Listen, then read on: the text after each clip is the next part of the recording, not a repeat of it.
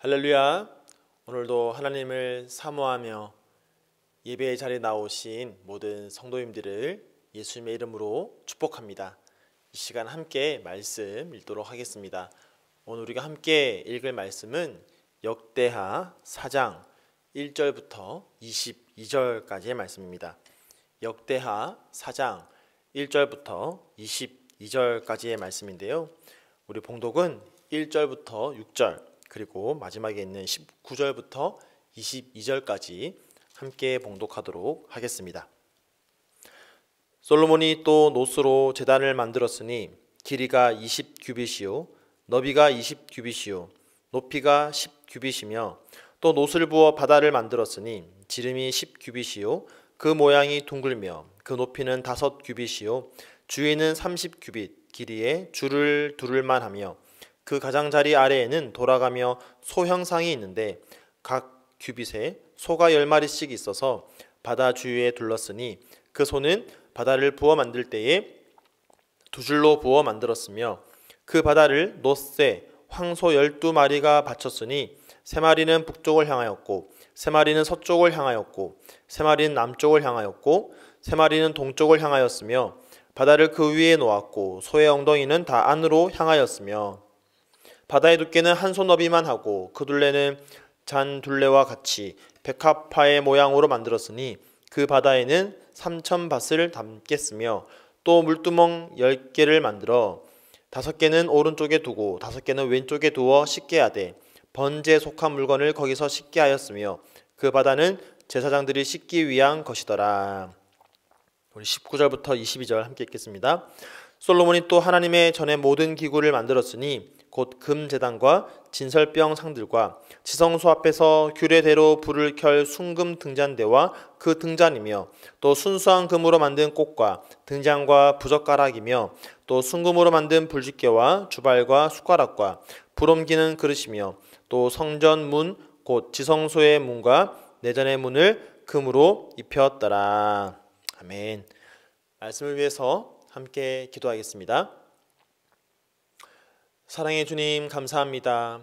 오늘도 우리가 주님께 나와 예배할 수 있음에 감사를 드리며 또 우리 예배를 받아주심에 감사를 드립니다.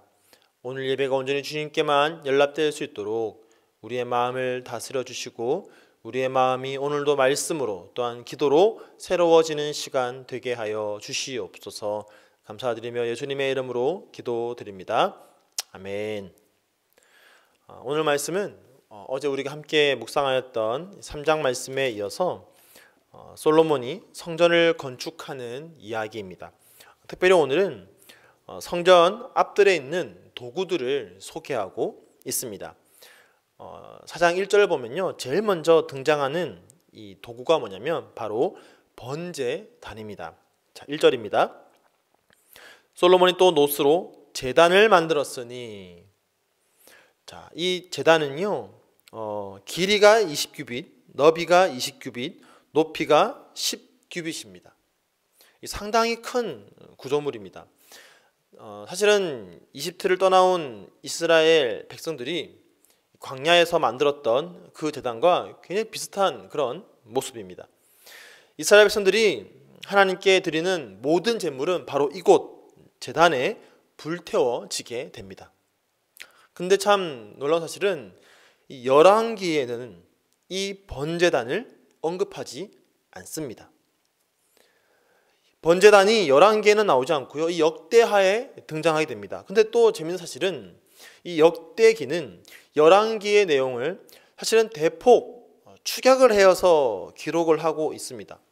그런데 그렇게 축약을 하면서도 열왕기에 없는 이 번제단만큼은 예외적으로 새롭게 추가하고 있다라는 것이죠.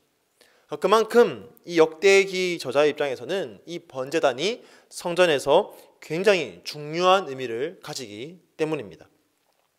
이 번제단은 어떤 의미를 가지냐면 하나님과 또 인간된 우리의 교통이 이루어지는 곳입니다. 그래서 성전에서 어쩌면 가장 중요한 도구, 기구 중에 하나가 바로 이 번제단이 되는 것이죠. 이스라엘 사람들은 이 제단에서 드려지는 제물을 불태울 때에 그때 올라가는 이 연기가 하늘로 피어 올라가는 것을 보면서 이 우리 육체적인 물리적인 세계와 이 영적인 세계가 만난다라고, 그것을 상징한다라고 그렇게 이해를 했습니다.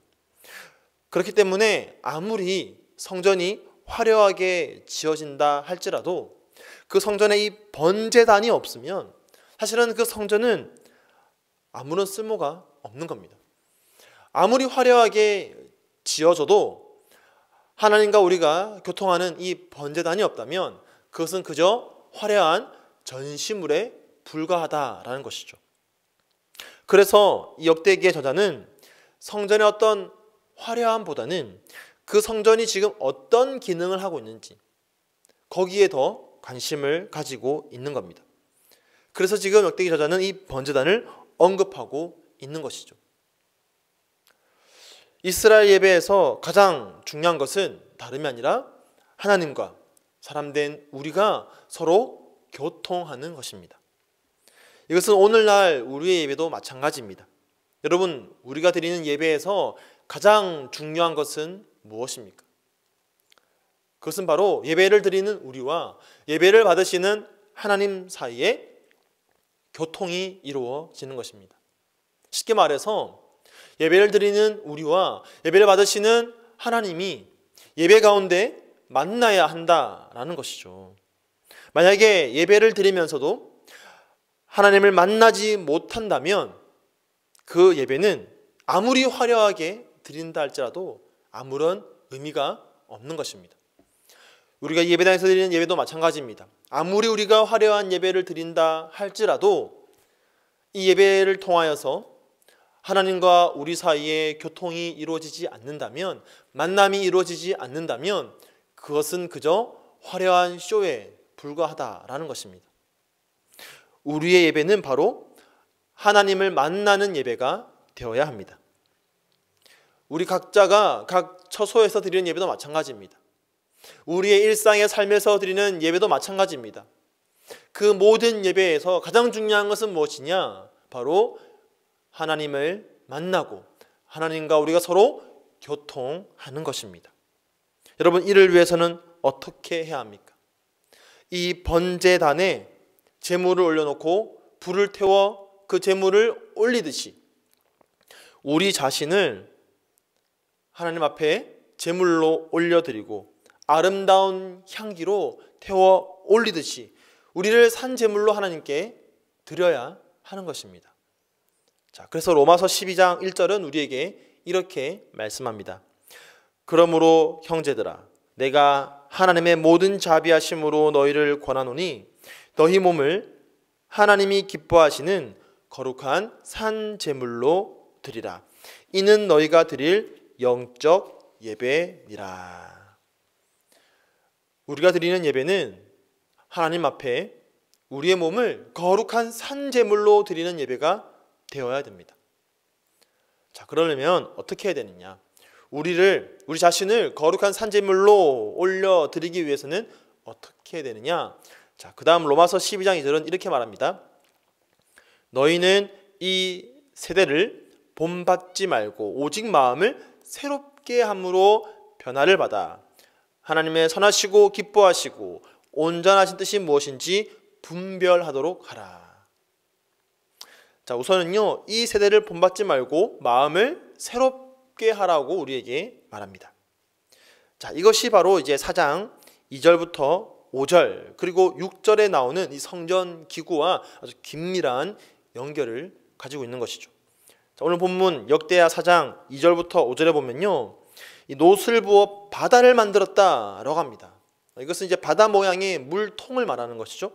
자, 그런가 하면 6절에는 물두멍이 나옵니다. 물을 담는 큰 대야를 말하는 것이죠.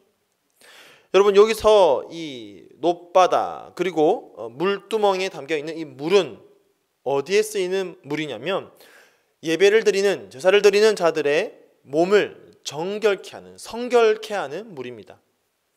여러분, 누구나 하나님과의 만남을 위해서는요, 자기를 성결케 해야 합니다. 우리도 마찬가지죠.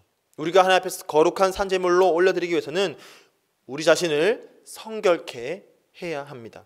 하지만 우리가 우리 스스로의 죄를 스스로 깨끗하게 할 수 없다는 것을 생각해 볼 때 이 놋바다는, 그것에 담긴 물은 우리의 죄를 씻어주시는 유일한 분, 바로 예수 그리스도를 나타내고 상징한다는 것을 우리가 알 수 있습니다. 자, 그런데 이 놋기구를요, 바다라고 부릅니다. 바다. 왜 이 놋기구를 바다라고 부르냐? 그 크기가 상당히 아주 대단히 컸기 때문입니다. 얼마나 컸냐면 오늘 본문에 나와 있는 그 크기대로 한번 생각을 해보면요, 이것을 현대의 치수로 한번 환산을 해보면 작은 수영장 정도의 규모입니다. 여러분, 이 놋바다가 그만큼 큰 크기를 가지고 있다는 것은 무엇을 상징하냐면 우리를 깨끗게 하는 그 그리스도의 속죄의 풍성함이 그만큼 크다는 것을 우리에게 가르쳐 주는 것이죠. 우리 예수님의 그 속죄의 은혜는 바다와 같이 온 세상을 둘러 덮을 수 있을 만큼 크다라는 것입니다. 그래서 이것을 바다라고 부르는 것이죠. 여러분, 그렇기 때문에 우리가 하나님을 만나기 위해서는, 우리의 예배가 하나님을 만나는 예배가 되기 위해서는 우리를 성결케 해야 되는데, 이 세대와는 다른, 이 세대와는 구별된 그런 성결의 모습을 갖춰야 되는데, 그렇게 할 수 있는 유일한 비결은 바로 바다와 같은 한없는 속죄의 그 예수 그리스도의 은혜에 우리가 빠져야 한다라는 것입니다.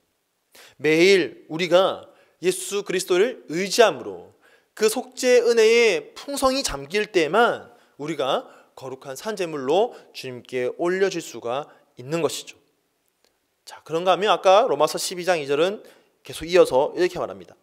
하나님의 선하시고 기뻐하시고 온전하신 뜻이 무엇인지 분별하도록 하라. 하나님의 뜻을 분별하라고 합니다. 여러분, 하나님의 뜻을 분별할 때 어떤 일이 이루어집니까? 하나님의 뜻대로 살아가게 되는 것이죠. 하나님의 뜻이 바로 나의 삶이 되는 것입니다. 여러분, 오늘 이 본문 이 사장에 나오는 다른 성전의 기구들이 바로 여기에 연결됩니다. 여러분, 7절에 보면요, 등잔대 10개가 나옵니다. 촛대, 촛불을 말하는 것이죠. 이것은 바로 하나님의 영광을 상징합니다. 자, 그런가 하면 19절에 보면요, 진설병 상들이 나옵니다. 여러분, 진설병은요, 하나님의 임재, 또 광야 시절에 그들의 필요를 채워주셨던 하나님의 은혜를 상징합니다. 이처럼 이 성전의 기구들이 하나님의 임재, 그 하나님의 영광의 빛이 우리 삶에 비추어 주는 것을, 주님이 우리와 늘 함께 우리의 삶에 하신다라는 것을 상징하는 것이죠. 여러분, 이처럼 하나님이 우리의 삶에 임재하고 계심이 우리의 예배를 통해서 나타나야 됩니다. 하나님의 뜻을 온전히 분별하여 하나님의 뜻이 우리의 삶에 이루어지는 것, 그것이 바로 하나님의 임재를 나타내는 것입니다. 하나님이 나와 함께하고 계심으로 하나님의 뜻이 나의 삶에 온전히 드러나고 나타나는 것이죠. 그렇게 우리의 삶을 하나님께 드려야 됩니다. 이것이 바로 우리가 드려야 할 삶의 예배인 것입니다. 이것이 바로 성전된 우리가 바로 하나님의 예배의 처소가 되는 길입니다. 사랑하는 성도 여러분, 오늘 저와 여러분의 삶이 바로 이러한 삶이 되기를 간절히 축복합니다.